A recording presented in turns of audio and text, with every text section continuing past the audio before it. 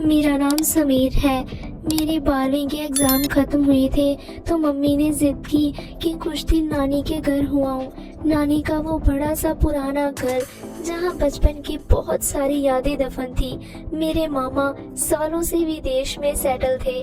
वो साल में बस एक बार आते और मामी पिछले कई सालों से उस बड़े घर में नानी की देखभाल करते हुए अकेली रह रही थी।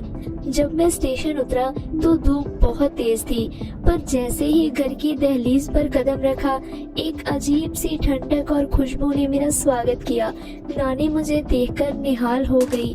उन्होंने मुझे गले लगाया और खूब दुलार किया, पर मेरी नजरें किसी और को ढूंढ रही थी। तभी रसोई से मामी बाहर आई। मामी ने हल्के नीले रंग का सूट पहना था। उनकी उम्र 35 के आसपास रही होगी, पर उनकी फिटनेस और चमकती त्वचा को देखकर कोई कह नहीं सकता था। उनकी आंखों में एक अजीब सा खालीपन था, शायद सालों के अकेलेपन की वजह से। मामी ने मुस्कुराते हुए मुझे गले लगाकर कहा, अरे समीर, कितना बड़ा हो गया है तू। उनकी आवाज में एक भारीपन था जो सीधे दिल तक जाता था। उन्होंने मेरे सर पर हाथ फेरा और उस एक पल के लिए मुझे अपने शरीर में एक अजीब सी झुनझुनी महसूस हुई। मैंने बस इतना कहा, जी मामी, आप भी बिल्कुल वैसी ही हैं, वैसी ही सुंदर। वो हल्का सा शर्मा गई और रसोई में चली गई। रात का खाना खाने के बाद नानी तो जल्दी सो गई। मैं ऊपर वाली छत के कमरे में था। खिड़की से ठंडी हवा आ रही थी। तभी दरवाजे पर दस्तक हुई।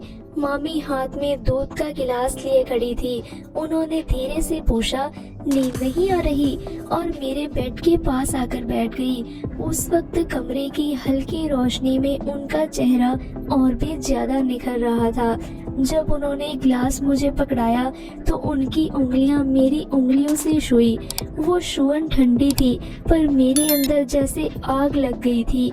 मैंने देखा वो मुझे बड़ी गौर से देख रही थी, जैसे सालों बाद उन्हें घर में कोई मर्द मिला हो जिससे वो बातें कर सके। उस रात हमने घंटों बातें की, पर वो सिर्फ बातों की शुरुआत थी, क्योंकि मामी के अंदर का वो तूफान अभी बाहर आना बाकी था। नानी के घर आए मुझे 4-5 दिन बीत चुके थे। इन दिनों में घर का माहौल ऊपर से तो शांत था, पर अंदर ही अंदर एक तपिश महसूस हो रही थी। नानी अक्सर रात को 9 बजे तक सो जाती थी और उसके बाद शुरू होता था मेरा और मामी का वक्त। हम दोनों साथ में खाना खाते, टीवी देखते और घंटों बातें करते। मैंने महसूस किया कि मामी अब मेरे सामने थोड़ी ज्यादा कंफर्टेबल होने लगी थी। वो अब अक्सर अपने बालों को खुला रखने लगी थी और उनकी बातों में एक तरह की बेबाकी आने लगी थी। 5वें दिन की रात कुछ अलग थी। बाहर सन्नाटा था और घर में सिर्फ टीवी की हल्की आवाज गूंज रही थी। मामी आज सोफे पर मेरे काफी करीब बैठी थी। बातों बातों में उन्होंने अपनी शादीशुदा जिंदगी का जिक्र छेड़ दिया। मामी ने एक लंबी आह भरी और खिड़की की तरफ देखते हुए कहा, समीर, कभी कभी ये घर मुझे काटने को दौड़ता है। मामा को गए सालों हो गए। फोन पर बातें तो होती है, पर इंसान को सिर्फ आवाज नहीं, एक साथ की भी जरूरत होती है। उनकी आवाज में एक अजीब सी तड़प थी।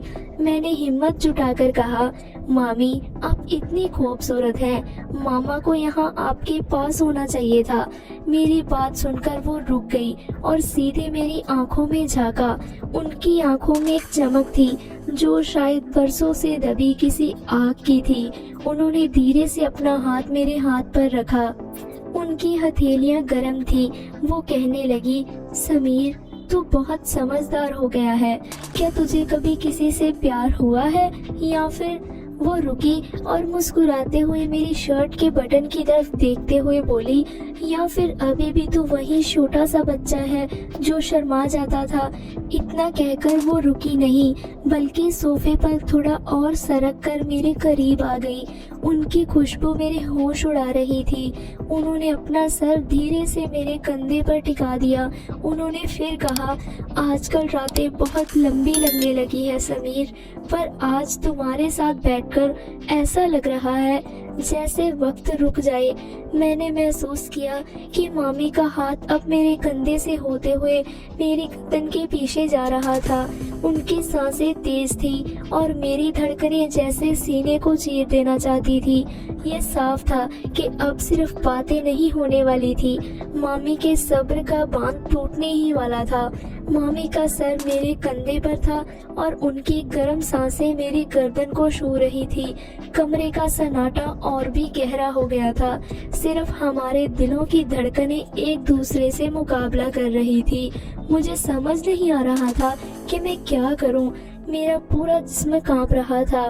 तभी मामी ने अपना सर उठाया और सीधे मेरी आंखों में देखा। उनकी आंखों में आंसू थे, पर एक अजीब सा सुकून भी। उन्होंने मेरा चेहरा अपने दोनों हाथों में ले लिया और कहने लगी, समीर, पता नहीं मैं सही कर रही हूँ या गलत, पर अब और बर्दाश्त नहीं होता।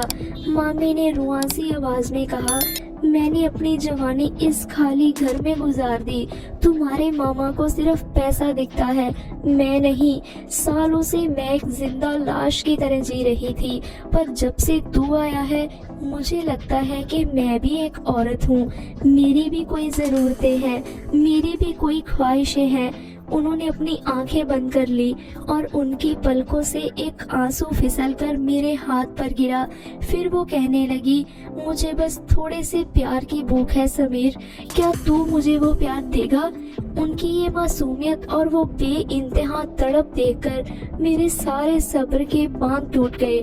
मैंने अपना हाथ बढ़ाकर उनके होठों पर उंगली रख दी और कहा, मामी, कुछ मत कहो। उनकी आंखों में मेरे लिए वो सब कुछ था जो मैंने कभी सोचा भी नहीं था। मैंने धीरे से उन्हें अपनी तरफ खींचा और उन्हें अपनी बाहों में भर लिया। वो जैसे इसी पल का इंतजार कर रही थी। उन्होंने मुझे कसकर पकड़ लिया। टीवी चल रहा था, पर हमारी अपनी एक अलग दुनिया थी। मैंने धीरे से उनका चेहरा ऊपर उठाया। उनकी नशीली आंखें आधी बंद थी। मैंने अपने उनके होठों के करीब लाए। उस वक्त हवा में एक अजीब सी बिजली थी कान गई। जैसे ही हमारे होंठ मिले, मामी के अंदर का वो सालों का तूफान बाहर आ गया। वो मुझे और भी जोर से अपनी तरफ खींचने लगी। उनका वो गुलाबी सूट, उनकी वो खुशबू, उनकी वो गर्म सांसें, सब कुछ एक धुन सा बन गया। हम दोनों सोफे से उठकर धीरे धीरे मेरे कमरे की तरफ बढ़ने लगे। उस रात उस पुराने घर में दो प्यासी रूहें एक दूसरे में खो जाने के लिए तैयार थी और बाहर चांद गवाह था एक नए और अनजाने रिश्ते का। अगली सुबह जब सूरज की किरणें खिड़की से आई तो सब कुछ बदला बदला सा था। मामी की आंखों में एक नई चमक थी, पर साथ ही एक घबराहट भी। हम दोनों ने कोशिश की कि नानी के सामने सब कुछ नॉर्मल रहे, पर नानी की पुरानी और अनुभवी आंखें कुछ ताड़ रही थी। दोपहर के खाने पर नानी बार बार मुझे और मामी को गौर से देख रही थी। शायद हमारी नजरों का मिलना या मामी का बेवजह मुस्कुराना उन्हें खटक रहा था। रात को जब सोने का वक्त आया तो नानी ने अचानक कहा, समीर बेटा, आज तू ऊपर अकेले मत सो। रात को मुझे थोड़ी घबराहट सी होती है, तू आज मेरे ही कमरे में नीचे सो जा। मेरी और मामी के पैरों तले जमीन खिसक गई। हम दोनों ने एक दूसरे की तरफ देखा, पर कुछ कह नहीं पाए। मना करता तो शक पक्का हो जाता।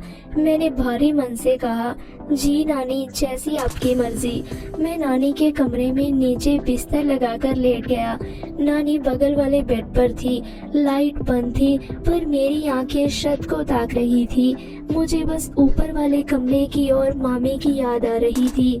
11 बजे, 12 बजे नानी के खर्राटों की आवाज आने लगी, पर मैं तब भी हिला नहीं। मुझे डर था कि कहीं वो जाग ना जाए। करीब 1 बजे जब मुझे पक्का यकीन हो गया कि नानी गहरी नींद में है, मैं दबे पांव उठा, अपनी चप्पलें हाथ में ली ताकि फर्श पर आवाज ना हो। दिल इतनी जोर से धड़क रहा था कि लग रहा था नानी जाग जाएंगी। मैं बिल्ली की तरह दबे पांव सीढ़ियां चढ़कर ऊपर पहुंचा। मामी के कमरे का दरवाजा हल्का सा खुला था, जैसे वो मेरा ही इंतजार कर रही हो। जैसे ही मैं अंदर घुसा, मामी ने झटके से मुझे अंदर खींच लिया और दरवाजा बंद कर दिया और मुझे फुसफुसाते हुए कहने लगी, पागल है क्या? अगर माँ जी जाग जाती तो? पर उनकी आवाज में डर से ज्यादा मेरे लिए तड़प थी। उन्होंने मुझे कसकर गले लगा लिया और धीरे से मेरे कान में कहने लगी, मैं तुम्हारे बिना नीचे सो ही नहीं पा रही थी।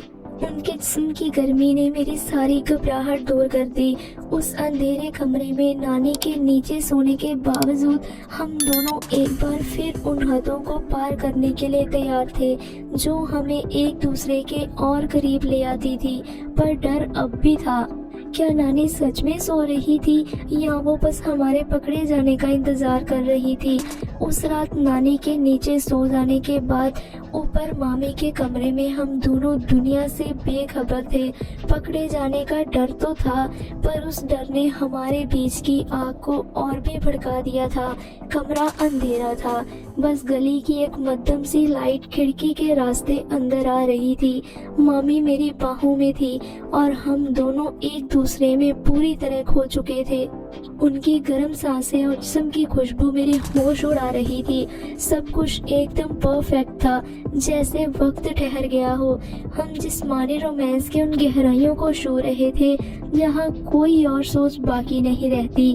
तभी अचानक पता नहीं क्यों मेरी नजरें कमरे की खिड़की की तरफ गई और जो मैंने देखा उसे देखकर मेरा पूरा जिस्म बर्फ की तरह ठंडा पड़ गया।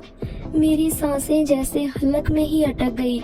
खिड़की के कांच के उस पार एक साया खड़ा था जो कि नानी का था। नानी खिड़की से सीधे अंदर हमारी तरफ देख रही थी। अंधेरे में उनका चेहरा साफ नहीं दिख रहा था, पर वो साया उन्हीं का था। उस पल मुझे लगा कि बस अब सब खत्म हो गया। मेरा दिल इतनी जोर से धड़का कि लगा सीना फट जाएगा। मैंने मामी को झटके से अपनी तरफ खींचा और उनके मुंह पर हाथ रख दिया। मामी भी घबरा गई और खिड़की की तरफ देखकर सन्न रह गई।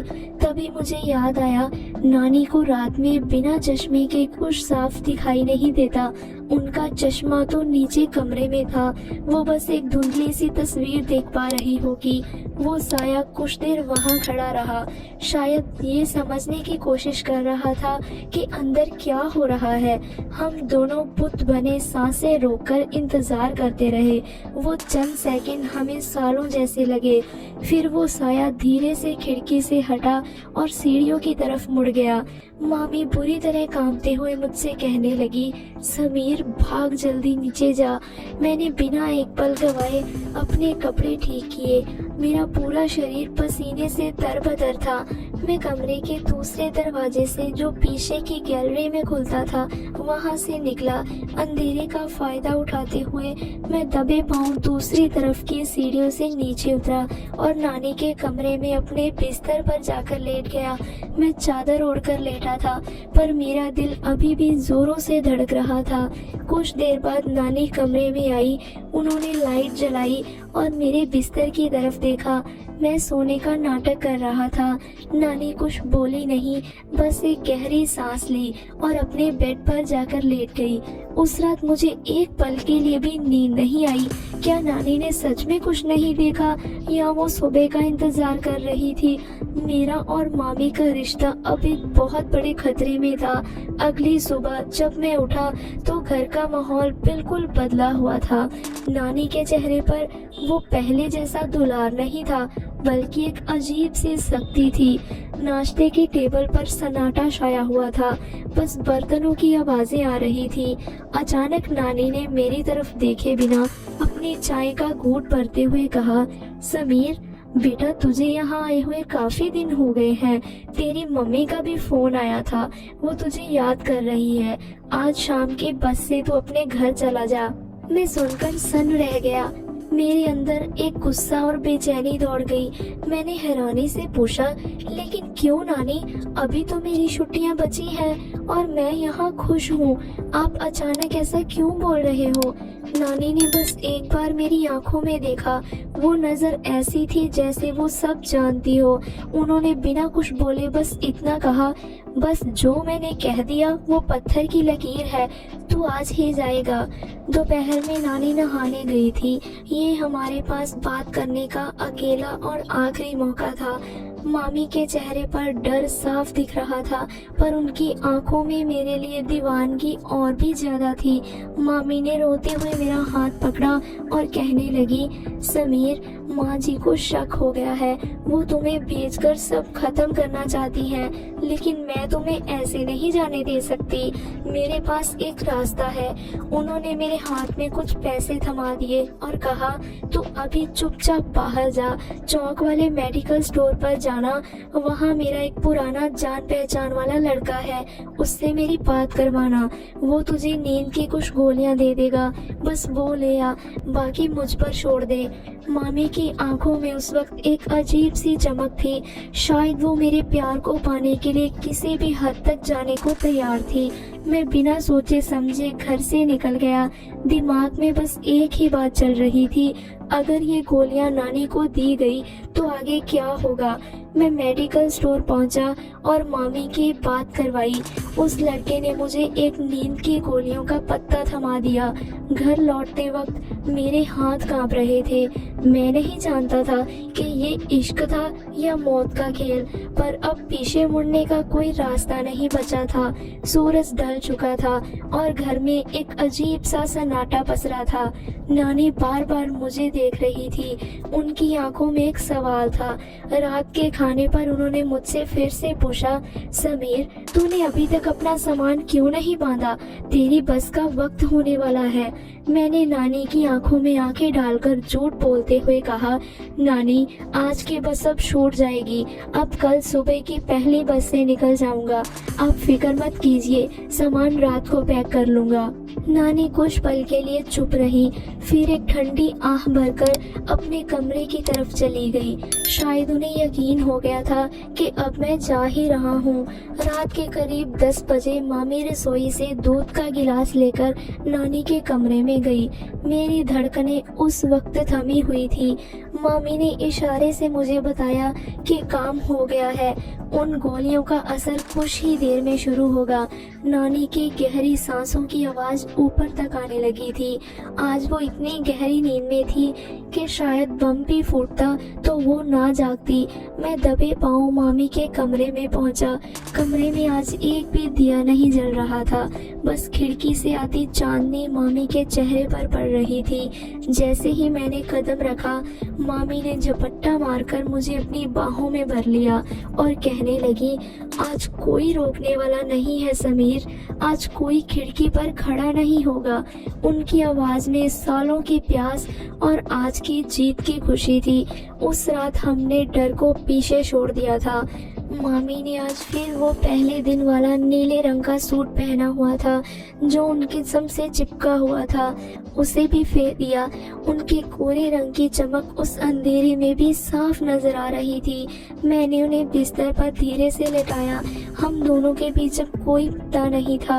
हमारी सांसें एक दूसरे में उलझ रही थी। वो मुझे अपनी बाहों में इतना कसकर भींच रही थी जैसे मैं कोई सपना हूँ जो सुबह होते ही टूट जाएगा। वो रात सिर्फ जिस्मों के मिलने की नहीं थी, बल्कि दो बागियों के जुनून की थी। हमने प्यार की हर वो हद पार कर दी जिसे दुनिया गुनाह कहती है। कमरे की दीवारों ने उस रात वो आहें और वो सिसकियां सुनी जो मामी ने परसों से अपने अंदर दबा रखी थी। हर छुअन, हर किस में एक अलग ही तड़प थी। हम दोनों एक दूसरे में इस कदर खो गए थे कि हमें याद ही नहीं रहा कि नीचे नानी बेसुध सो रही है और सुबह मुझे ये घर छोड़कर जाना है। उस रात का अंत नहीं हो रहा था, बस हम दोनों का जुनून बढ़ता ही जा रहा था, बेइंतहा, बेपरवाह और बेरोक टोक। क्या सुबह नानी जाग पाएंगी या उन गोलियों का कुछ उल्टा असर होगा? क्या समीर सच में घर छोड़कर चला जाएगा या वो दोनों भागने का फैसला करेंगे? इस कहानी का अगला एपिसोड देखने के लिए हमारे चैनल को अभी सब्सक्राइब कर लें और नोटिफिकेशन बेल दबा दें ताकि आप आने वाला धमाकेदार पार्ट मिस ना करें। Yeah.